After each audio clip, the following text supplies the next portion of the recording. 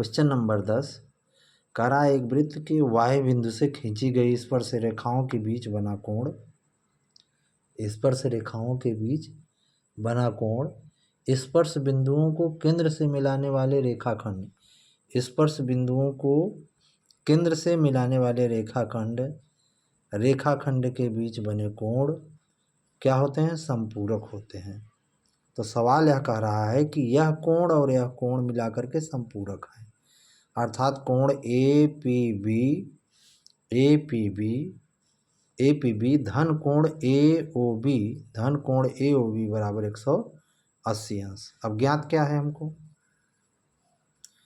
ज्ञात है यह PA और PB स्पर्श रेखा है। तो आइए हम देखें क्या उपपत्ति।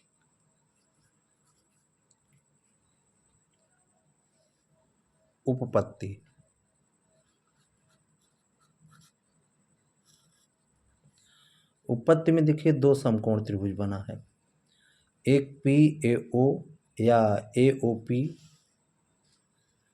समकोण त्रिभुज,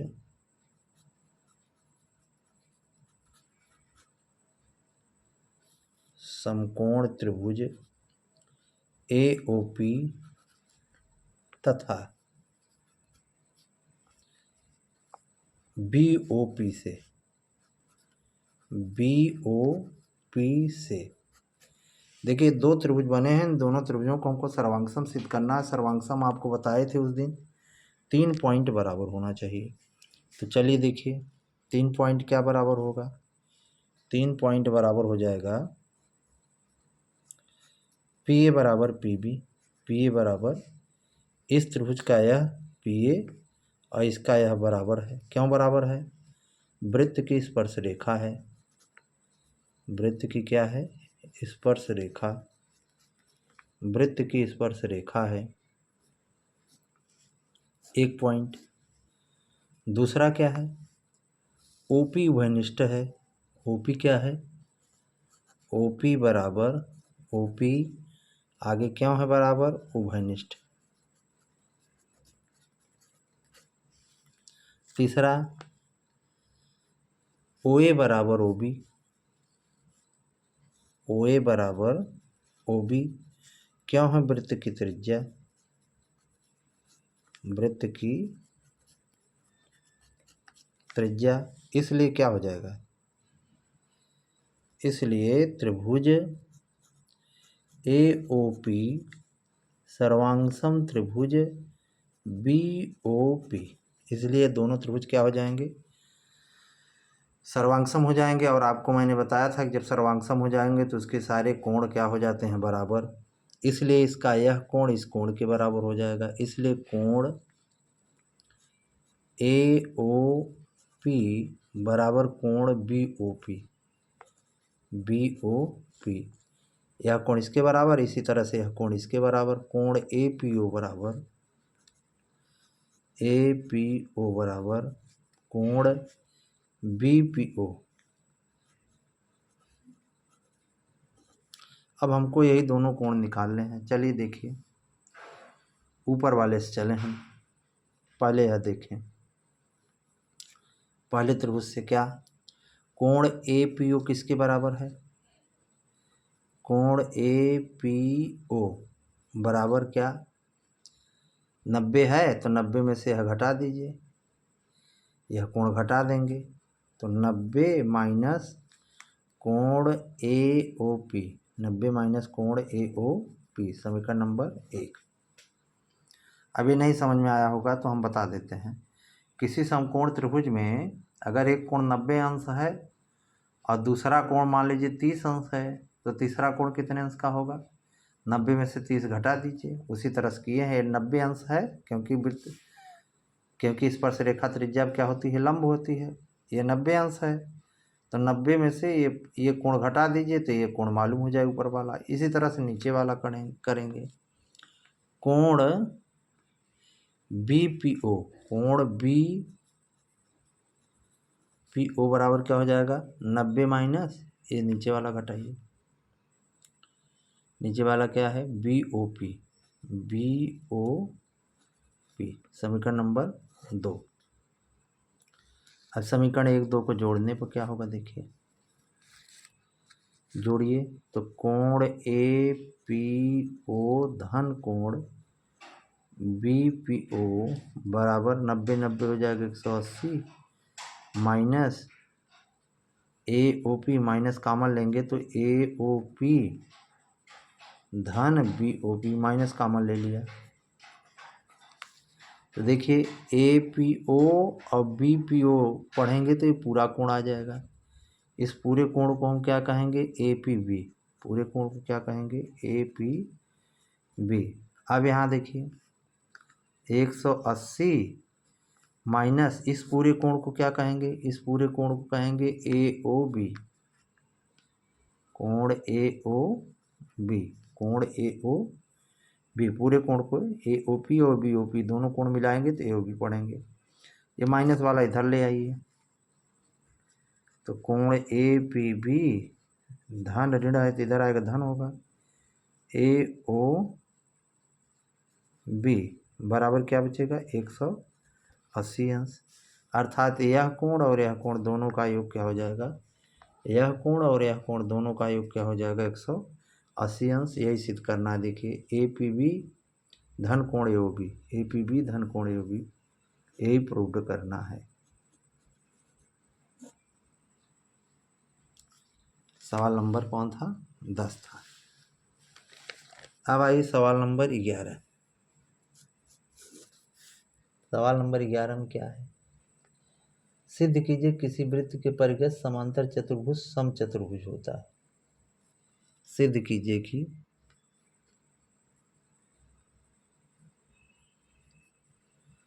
किसी वृत्त के परिगत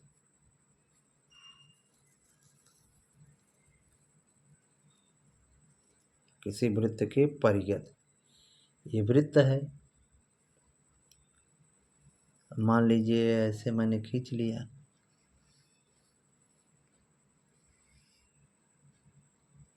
ठीक है।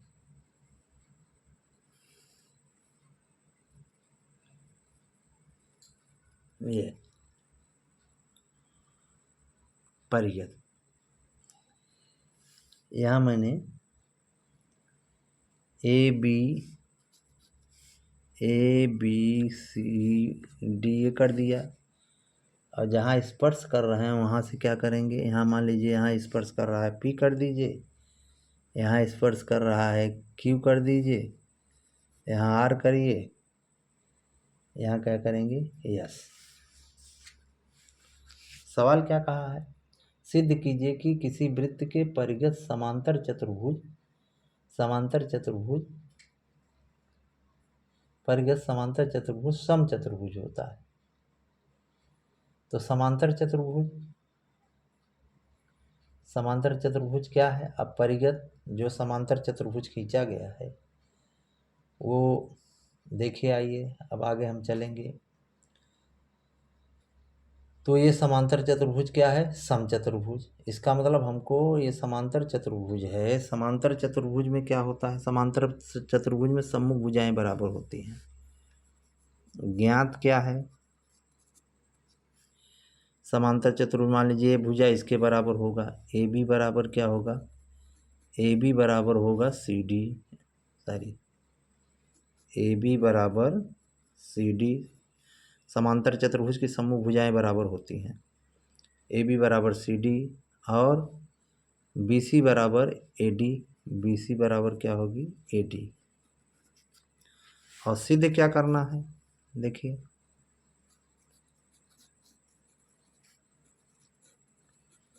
सिद्ध करना है चारों भुजाएं समचतुर्भुज का मतलब क्या, चारों भुजाएं बराबर, ए बी बराबर बी सी बराबर सी डी बराबर डी ए बराबर डी ए, ये चारों भुजाएं।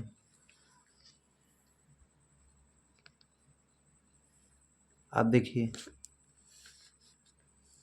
क्या होगा, तो देखिए ए पी बराबर ए एस, ए पी बराबर क्या होगा उपपत्ति,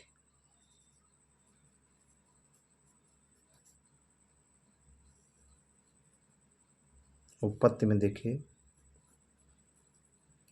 ए पी बराबर क्या है, ए एस है, क्योंकि वृत्त की स्पर्श रेखा है। ये वाह बिंदु हो गया, वाह बिंदु से ए पी और ए एस, तो ए पी बराबर क्या होगा, ए एस होगा।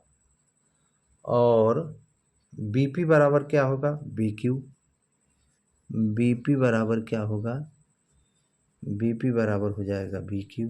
बी पी बराबर B Q,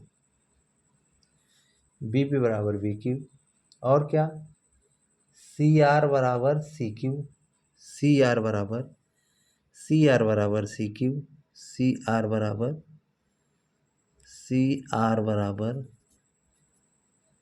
C Q. C R बराबर क्या हुआ, सी क्यू। और डी आर बराबर हो गया डी एस। डी आर बराबर क्या हो जाएगा, डी एस। समीकरण 1, समीकरण 2, 3, 4 जोड़ने पर देखिए क्या आएगा, जोड़ने पर तो क्या हो गए, ए पी धन बी पी, सी आर धन डी आर, और इधर क्या आएगा, ए एस धन डी एस कर दीजिए। ए एस के साथ क्या कर दें, डी एस धन, नीचे लिख देते हैं, उधर जगह नहीं है, बी क्यू धन सी क्यू। बी क्यू धन सी क्यू, तो ये क्या हो जाएगा, ये जो हो जाएगा ए पी और बी पी। ए पी और बी पी जोड़ेंगे तो क्या आएगा, ए बी आएगा। ए बी, सी आर और डी आर जोड़ेंगे, देखिए सी आर और डी आर जोड़ेंगे तो क्या आएगा, सी डी आएगा। इसी तरह से ए एस और डी एस जोड़ेंगे, ए एस और डी एस जोड़ेंगे तो ए डी आएगा। और बी क्यू और सी क्यू जोड़ेंगे, बी क्यू और सी क्यू जोड़ेंगे तो बी सी आएगा। बी सी आ गया। ए बी बराबर क्या है, सी डी। लेकिन ए बी बराबर क्या है, अभी देखिए यहाँ दिया है, ए बी बराबर क्या है, ए बी बराबर क्या है, सी डी। ए बी बराबर सी डी है और बी सी बराबर ए डी है। ए बी बराबर सी डी, ए बी बराबर ए सी डी और बी सी बराबर ए डी। बी सी बराबर ए डी है। समांतर चतुर्भुज की सम्मुख भुजाएं बराबर होती हैं, सम्मुख भुजाएं बराबर होती हैं। समांतर चतुर्भुज की सम्मुख भुजाएं क्या होती हैं, बराबर होती हैं। तो अब क्या होगा, तो अब इसमें हम मान रखें, देखिए इसमें हम मान रखेंगे, इसमें मान रखेंगे तो ए बी सी डी की जगह क्या रख देंगे, सी डी की जगह क्या रखेंगे, सी डी बराबर क्या है, सी डी बराबर ए बी है, तो यहाँ ए बी रखिए बराबर ए डी। तो क्या आ जाएगा, और ये बराबर किसके है, सी डी और ए डी है। तो चाहे सी डी बराबर क्या है, सी डी बराबर देखिए क्या निकालें, सी डी बराबर ए बी तो रख दिया ना, सी डी बराबर ए बी धन सी डी। अब बचा क्या, ए डी बचा, क्या बचा, ए डी। तो ए डी के स्थान पर हम क्या लिख देंगे, ए डी के स्थान पर हम लिख देंगे, यहाँ जो बी सी है, बी सी के स्थान पर बी सी बराबर क्या है, बी सी बराबर ए डी है। तो 2AB बराबर 2AD, 2 से 2 काटिए, ए बी बराबर क्या आ गया, ए बी बराबर ए डी आया। ए बी बराबर क्या आ गया, ए डी। इसी प्रकार अगर हम यहाँ ए बी की जगह क्या लिखेंगे, सी डी लिख देंगे, तो सी डी बराबर क्या आ जाएगा, बी सी। सी डी बराबर क्या आएगा, सी डी बराबर आ जाएगा बी सी आ जाएगा। तो देखिए ए बी के बराबर ए बी के बराबर ए डी, ए बी के बराबर ए डी है और ए बी के बराबर सी डी है। इसका मतलब हो गया ए बी बराबर बी सी बराबर सी डी बराबर ए डी। यही प्रूव्ड करना है।